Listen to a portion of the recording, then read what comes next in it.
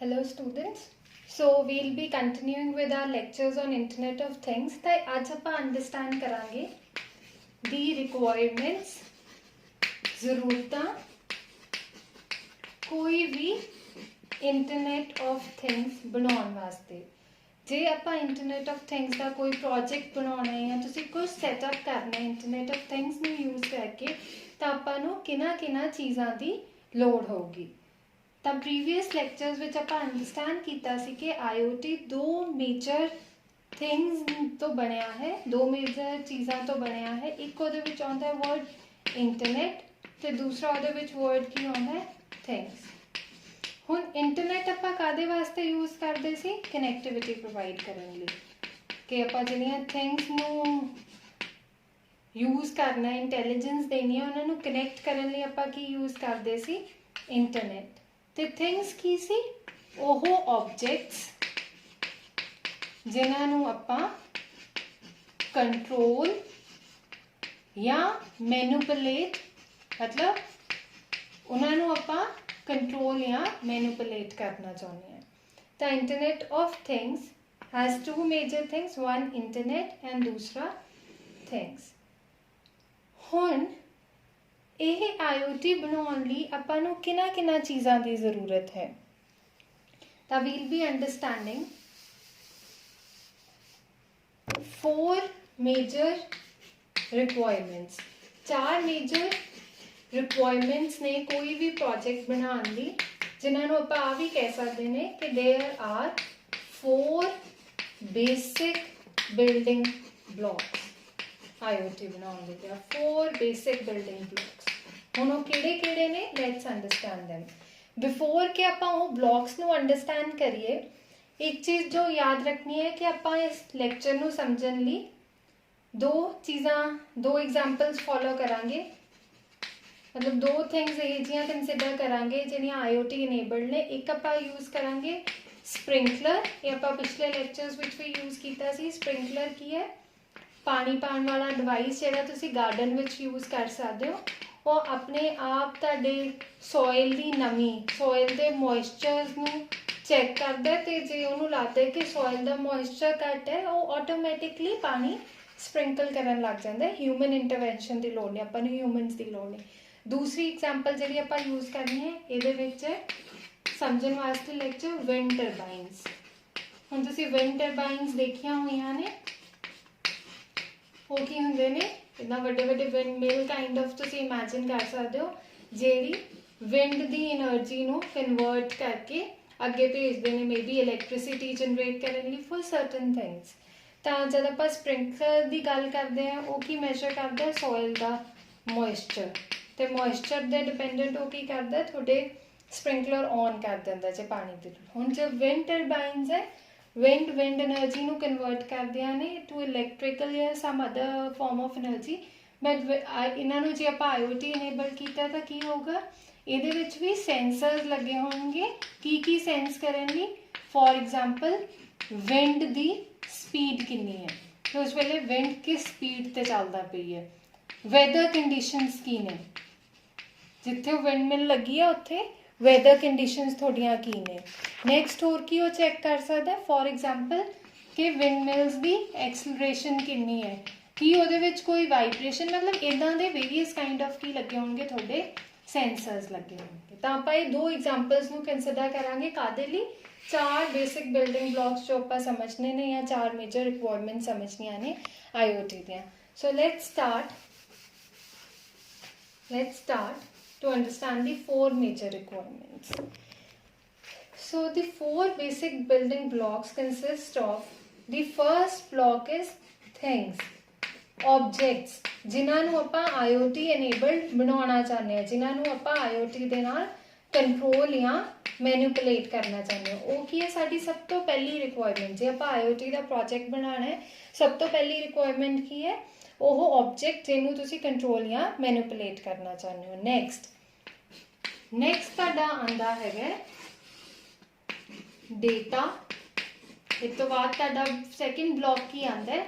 Data ਐਕੁਇਜ਼ੀਸ਼ਨ module ਜਾਂ data ਐਕੁਇਜ਼ੀਸ਼ਨ block. Data ਆਪਾਂ ਨੂੰ ਸਮਝ ਆਉਂਦਾ ਹੈ। ਐਕੁਇਜ਼ੀਸ਼ਨ ਦਾ ਕੀ ਮਤਲਬ ਹੁੰਦਾ ਹੈ? ਕਿਸੇ ਚੀਜ਼ ਨੂੰ ਐਕਵਾਇਰ ਕਰਨਾ, ਹਾਸਲ ਕਰਨਾ। ਤਾਂ ਡਾਟਾ ਹਾਸਲ ਕਰਨ ਵਾਲਾ ਕੰਪੋਨੈਂਟ ਜਾਂ ਡਾਟਾ ਹਾਸਲ ਕਰਨ ਵਾਲਾ ਕੀ ਆਪਣਾ ਬਲੌਕ, ਉਹ ਕੀ ਹੈ? ਸੈਕਿੰਡ ਰਿਕੁਆਇਰਮੈਂਟ ਜਾਂ ਸੈਕਿੰਡ ਬਿਲਡਿੰਗ ਬਲੌਕ। ਠੀਕ ਹੈ। ਨੈਕਸਟ ਆਪਾਂ ਅੰਡਰਸਟੈਂਡ ਕਰਾਂਗੇ third block which is data processing module. The data processing module ਇਹ ਕੀ ਹੋਊਗਾ? ਜਿਹੜਾ ਤੁਸੀਂ ਡਾਟਾ ਹਾਸਲ ਕਰ ਲਿਆ ਹੈ ਸੈਂਸਰਸ ਦੇ ਥਰੂ, ਉਹਦੇ ਉੱਤੇ ਆਪਾਂ ਕੁਝ ਪ੍ਰੋਸੈਸਿੰਗ ਲਾਵਾਂਗੇ ਨਾ, ਕਿ ਉਹ ਡਾਟਾ ਦੇ ਉੱਤੇ ਕੋਈ ਐਲਗੋਰਿਦਮਸ, ਕੋਈ ਸੌਫਟਵੇਅਰ ਲੱਗੂਗਾ ਕਿ ਉਹ ਡਾਟਾ ਨੂੰ ਕਿੱਦਾਂ ਯੂਜ਼ ਕਰਨਾ ਹੈ। ਤਾਂ ਆਪਣਾ ਨੈਕਸਟ ਮੋਡਿਊਲ ਆਊਗਾ ਡਾਟਾ ਪ੍ਰੋਸੈਸਿੰਗ ਮੋਡਿਊਲ। ਲਾਸਟ ਆਪਣਾ ਮੋਡਿਊਲ ਆਊਗਾ ਕਮਿਊਨੀਕੇਸ਼ਨ ਮੋਡਿਊਲ। ਇਹਦੇ ਵਿੱਚ ਹੀ ਆਪਾਂ ਕੀ ਯੂਜ਼ ਕਰਾਂਗੇ? ਇੰਟਰਨੈਟ ਯੂਜ਼ ਕਰਾਂਗੇ ਕਨੈਕਟੀਵਿਟੀ ਵਾਸਤੇ। ਜਦ ਥਿੰਗਸ ਨੇ ਆਪਸ ਵਿੱਚ ਕਮਿਊਨੀਕੇਟ ਕਰਨਾ ਹੈ ਈਦਰ ਵਿਦ ਦੀ ਸਰਵਰ ਜਾਂ ਕਿਸੇ ਹੋਰ ਥਿੰਗਸ ਦੇ ਨਾਲ, ਤਾਂ ਕਮਿਊਨੀਕੇਸ਼ਨ ਮੋਡਿਊਲ। ਤਾਂ ਕੋਈ ਵੀ IoT ਪ੍ਰੋਜੈਕਟ ਬਣਾਉਣ ਲਈ ਮੋਟੀਆਂ-ਮੋਟੀਆਂ 4 ਚੀਜ਼ਾਂ ਦੀ ਜ਼ਰੂਰਤ ਹੁੰਦੀ ਹੈ। ਫਰਸਟ ਥਿੰਗਸ, ਦੂਸਰਾ ਡਾਟਾ ਹਾਸਲ ਕਰਨ ਵਾਲਾ module data acquisition module, third data processing module, ਤੇ fourth communication module. So first let's understand the first 2 modules ਉਹ ਕੀ ਨੇ? So we'll start with things ਜਿਵੇਂ ਮੈਂ ਤੁਹਾਨੂੰ ਦੱਸਿਆ ਉਹ ਕੀ ਹੁੰਦੇ ਨੇ? objects ਜਿਨ੍ਹਾਂ ਨੂੰ ਤੁਸੀਂ IoT ਦੇ ਥਰੂ ਸਮਾਰਟਨੈਸ ਦੇਣਾ ਚਾਹੁੰਦੇ ਹੋ, ਜਿਨ੍ਹਾਂ ਨੂੰ ਤੁਸੀਂ ਸਮਾਰਟ ਬਣਾਉਣਾ ਚਾਹੁੰਦੇ ਹੋ, ਤੇ ਤੁਸੀਂ ਉਹਨਾਂ ਨੂੰ ਇੰਟਰਨੈਟ ਦੇ ਥਰੂ ਕੀ ਕਰਨਾ ਚਾਹੁੰਦੇ ਹੋ? ਕੰਟਰੋਲ ਜਾਂ ਮੈਨੀਪੂਲੇਟ। ਮਤਲਬ ਤੁਸੀਂ ਉਹਨਾਂ ਨੂੰ ਇੰਟੈਲੀਜੈਂਸ ਦੇਣਾ ਚਾਹੁੰਦੇ ਹੋ ਕਿ ਉਹ ਆਟੋਮੈਟਿਕਲੀ ਕੰਮ ਕਰਨ ਲੱਗ ਜਾਣ। ਐਗਜ਼ਾਮਪਲਸ ਆਪਾਂ ਕਿਹੜੀਆਂ ਕੀਆਂ ਸੀ? ਆਪਾਂ 2 ਐਗਜ਼ਾਮਪਲਸ ਯੂਜ਼ ਕਰਾਂਗੇ, ਜਾਂ ਸਪ੍ਰਿੰਕਲਰ ਯੂਜ਼ ਕਰਾਂਗੇ ਜਾਂ ਫਿਰ ਆਪਾਂ ਕਿਹੜੀ ਐਗਜ਼ਾਮਪਲ ਯੂਜ਼ ਕਰਾਂਗੇ? ਦੀ ਵਿੰਡ ਟਰਬਾਈਨਸ। ਹੁਣ ਥਿੰਗਸ ਦੇ ਵਿੱਚ ਆਪਾਂ ਨੂੰ ਇਹ ਤਾਂ ਸਮਝ ਆ ਗਿਆ, ਇਹ ਥਿੰਗ ਸਭ ਤੋਂ ਪਹਿਲੀ ਰਿਕੁਆਇਰਮੈਂਟ ਤਾਂ ਕੀ ਹੈ ਕਿ ਆਪਾਂ ਫਾਈਂਡ ਆਊਟ ਕਰੀਏ ਆਪਾਂ ਕਿਹੜੇ ਆਬਜੈਕਟ ਨੂੰ ਸਮਾਰਟਨੈਸ ਦੇਣਾ ਚਾਹੁੰਦੇ ਹਾਂ, ਆਪਾਂ ਕਿਹੜੇ ਆਬਜੈਕਟ ਨੂੰ ਇੰਟੈਲੀਜੈਂਟ ਬਣਾਉਣਾ ਚਾਹੁੰਦੇ ਹਾਂ, ਹੈ ਨਾ। ਪਹਿਲਾਂ ਤਾਂ ਇਹ ਫਾਈਂਡ ਆਊਟ ਕਰਾਂਗੇ ਨਾ ਕਿ ਵਿਚ object do you want to give the intelligence to. So once we ਤੁਸੀਂ ਫਾਈਂਡ ਆਊਟ ਕਰ ਲਿਆ ਕਿ ਤੁਸੀਂ ਕਿਹੜੀ ਆਬਜੈਕਟ ਨੂੰ ਇੰਟੈਲੀਜੈਂਟ ਬਣਾਉਣਾ ਹੈਗਾ, ਦੈਨ ਫਿਰ ਉਹਦੇ ਉੱਤੇ ਉਹ ਬਾਕੀ ਮੋਡਿਊਲਸ ਲੱਗਣਗੀਆਂ ਜਾਂ ਬਾਕੀ ਆਪਣੀਆਂ ਰਿਕੁਆਇਰਮੈਂਟਸ ਲੱਗਣਗੀਆਂ। ਹੁਣ ਥਿੰਗਸ ਵੀ ਤੁਹਾਡੇ 2 ਤਰ੍ਹਾਂ ਦੇ ਹੋ ਸਕਦੀਆਂ ਨੇ। ਇੱਕ ਤੁਹਾਡੀਆਂ ਹੋ ਸਕਦੀਆਂ ਨੇ ਸਮਾਰਟ ਥਿੰਗਸ, ਤੇ ਇੱਕ ਤੁਹਾਡੀਆਂ ਹੋ ਸਕਦੀਆਂ ਨੇ ਡੰਬ ਥਿੰਗਸ। ਹੁਣ ਇਹਨਾਂ ਦਾ ਕੀ ਮਤਲਬ ਹੈ? ਸਮਾਰਟ ਤੇ ਡੰਬ ਦੇ ਵਿੱਚ ਕੀ ਫਰਕ ਹੈ? ਆਪਾਂ 4 ਮੋਡਿਊਲਸ ਦੀ ਤਾਂ ਗੱਲ ਕੀਤੀ। Thing, data acquisition module, next data processing module, ਤੇ ਲਾਸਟ ਆਪਣਾ ਸੀ ਕਮਿਊਨੀਕੇਸ਼ਨ ਮੋਡਿਊਲ। ਮੈਂ ਇਹਨਾਂ ਦੀਆਂ ਸ਼ਾਰਟ ਫਾਰਮਸ ਲਿਖਤੀਆਂ, data acquisition module, data processing module, communication module. ਹੁਣ ਜਿਹੜੀਆਂ ਸਮਾਰਟ ਥਿੰਗਸ ਨੇ, ਫੋਰ ਐਗਜ਼ਾਮਪਲ ਤੁਹਾਡਾ ਸਪ੍ਰਿੰਕਲਰ, ਉਹਦੇ ਵਿੱਚ ਕੀ ਹੋਊਗਾ? ਸਾਰੀਆਂ ਚੀਜ਼ਾਂ, ਆ ਚਾਰੋਂ ਰਿਕੁਆਇਰਮੈਂਟਸ, ਇਹ ਚਾਰੋਂ ਬਲੌਕਸ ਉਸ ਆ ਸਪ੍ਰਿੰਕਲਰ ਹੈ ਤੁਹਾਡਾ, ਜਿਹਦੇ ਨਾਲ ਤੁਸੀਂ ਪਾਣੀ ਸਪਰੇ ਕਰ ਸਕਦੇ ਹੋ ਸੋਇਲ ਮੋਇਸਚਰ ਮੈਜਰ ਕਰਕੇ। ਸਮਾਰਟ ਥਿੰਗਸ ਵਿੱਚ ਕੀ ਹੋਗਾ? For example if sprinkler is a smart thing, ਇਹ ਚਾਰੋਂ ਬਲੌਕਸ, ਇਹ ਚਾਰੋਂ ਮੋਡਿਊਲਸ ਇਹਦੇ ਵਿੱਚ ਹੀ ਹੋਣਗੇ, ਇਸ ਆਬਜੈਕਟ ਦੇ ਵਿੱਚ ਹੀ ਹੋਣਗੇ। ਸਪ੍ਰਿੰਕਲਰ ਦੇ ਵਿੱਚ ਹੀ ਚਾਰੋਂ ਕੀ ਹੋਣਗੇ? ਇਕੱਠੇ ਹੋਣਗੇ, ਤੇ ਇਹ ਆਬਜੈਕਟ ਆਪਣੇ ਆਪ ਹੀ ਡਾਟਾ ਸੈਂਸ ਕਰ ਸਕਦਾ ਹੈ, ਫਿਰ ਉਸ ਡਾਟਾ ਨੂੰ ਪ੍ਰੋਸੈਸ ਵੀ ਕਰ ਸਕਦਾ ਹੈ।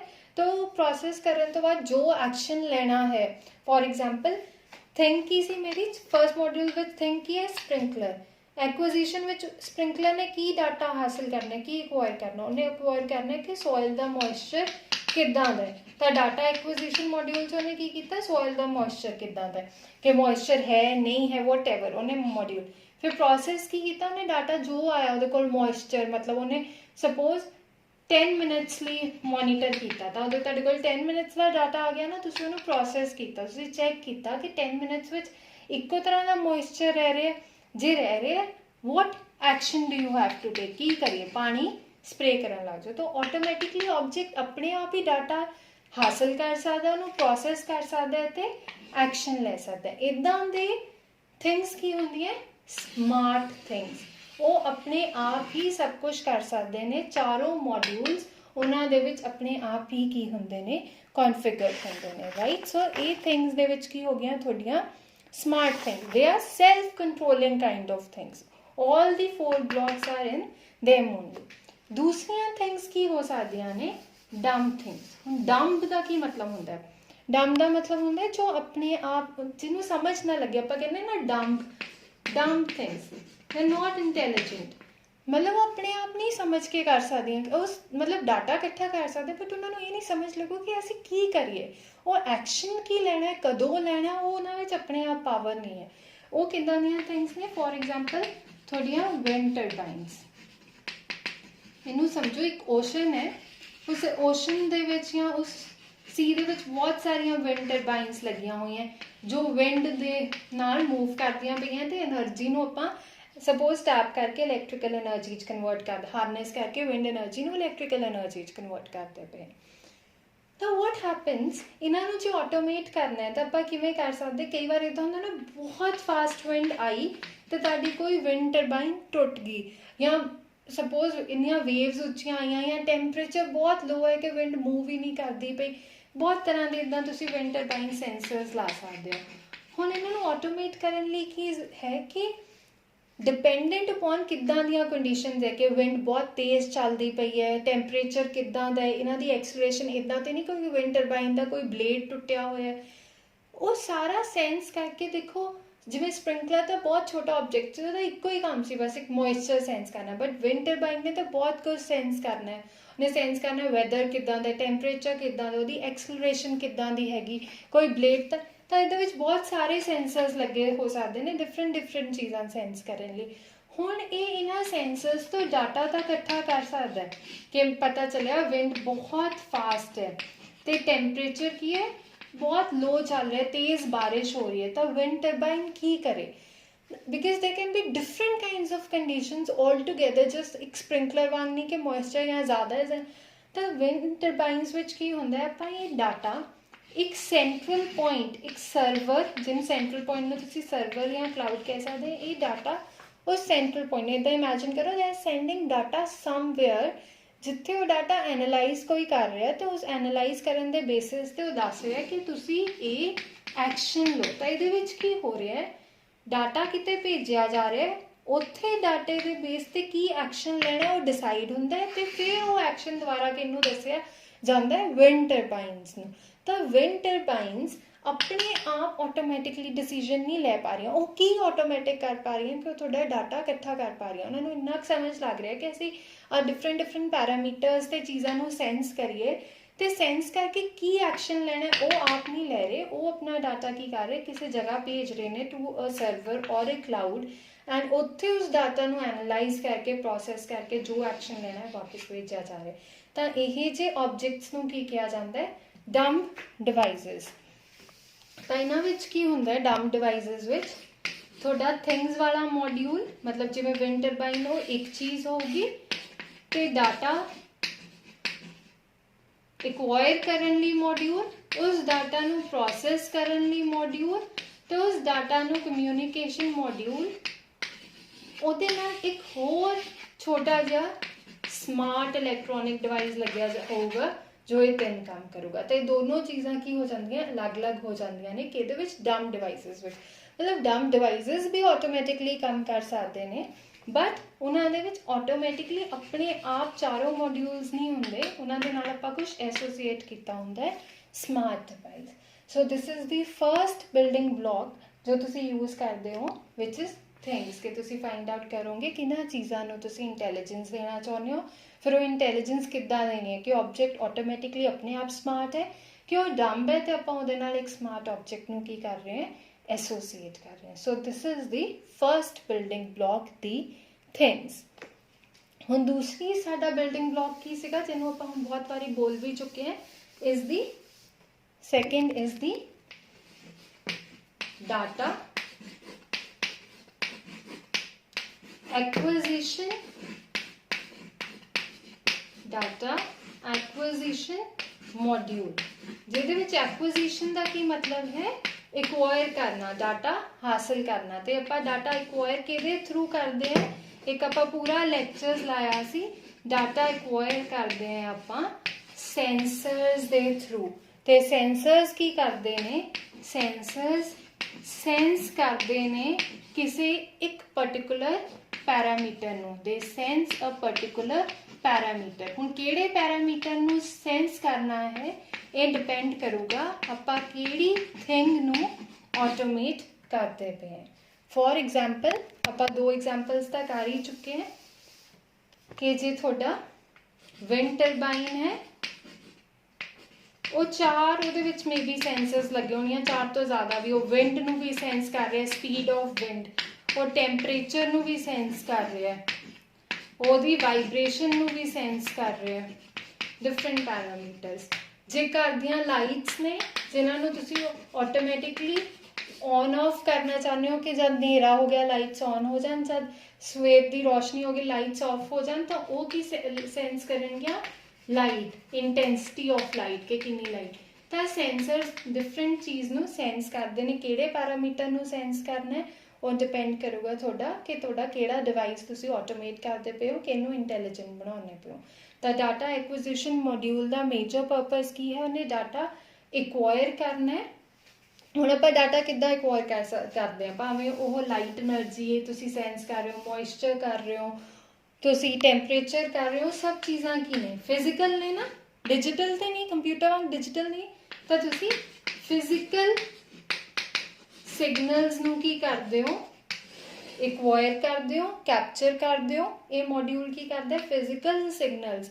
For example physical signal temperature, light, heat, pressure, ਜਿਹਨੂੰ ਵੀ ਸੈਂਸ ਕਰਨਾ ਉਸ ਫਿਜ਼ੀਕਲ ਸਿਗਨਲ ਨੂੰ ਕੀ ਕਰੂਗਾ?